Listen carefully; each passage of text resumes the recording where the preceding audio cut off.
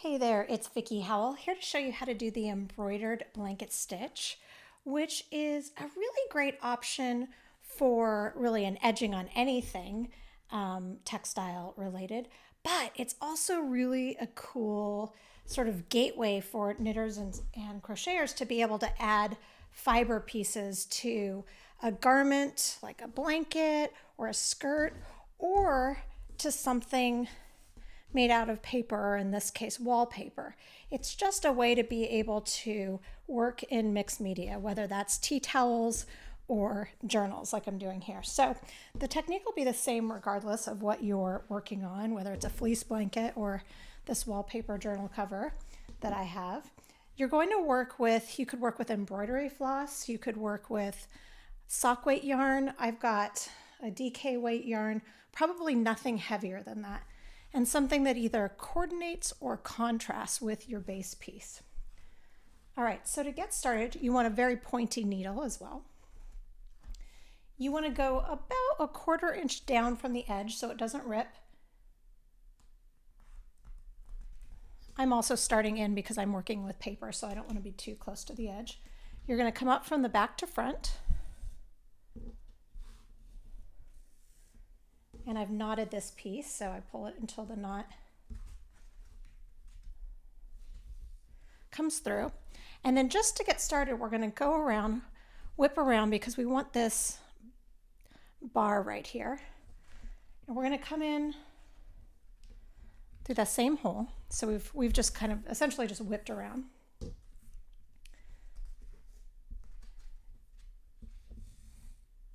And then from here, you want to come under this bar.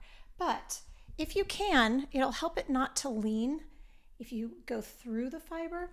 Now, this may or may not work, and so if you find that it gets too fussy, you can skip it. It's not a big deal if it leans. It'll probably straighten itself out when you're adding stitches if you are picking up. But if you pull it through,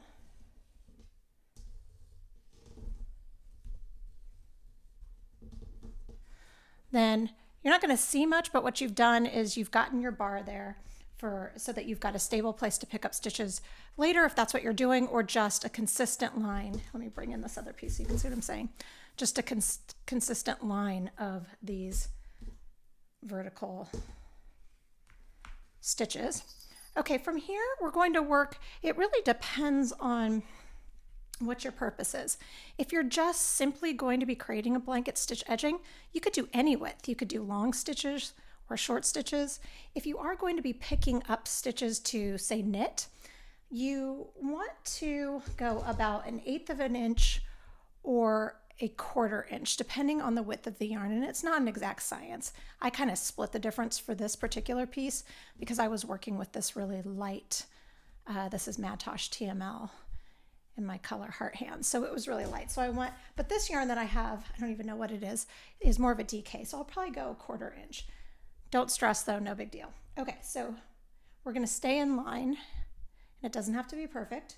We're gonna go over about a 1/4 inch. And if you're somebody that really does need to have things feel a little bit more perfect, you can always on the back of your piece, take a pencil and you can measure them out, or if you're working on fabric, you can use a disappearing fabric marker and do the same. But I don't really worry too much about those things, so I'm not going to. All right, so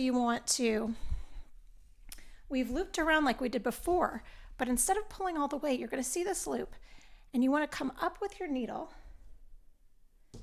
and pull all the way through, and that creates your blanket stitch so that you have this horizontal loop that goes over the edge of whatever you're working on. And that's all you do until the end. So we're going to go over a 1/4 inch again, poke through.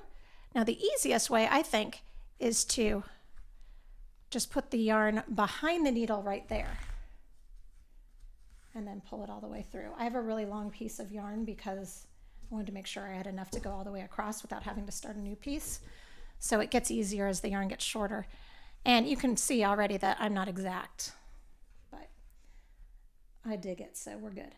All right, so again, insert, yarn behind the needle, pull through the loop.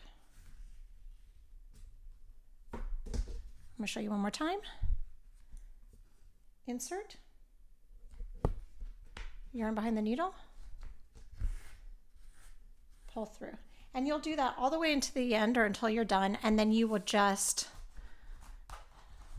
loop around here, knot it off, feed the yarn through, and you'll get something that looks a little bit like this.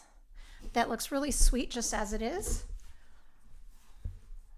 Or you can pick up and do any number of edging stitches. I've done just a regular knit and purl, and then I did a picot bind off. So have fun with this, play with this, and don't forget to tag Vicki Howell when you experiment with your blanket stitch embroidery stitches. I love to see what you're doing.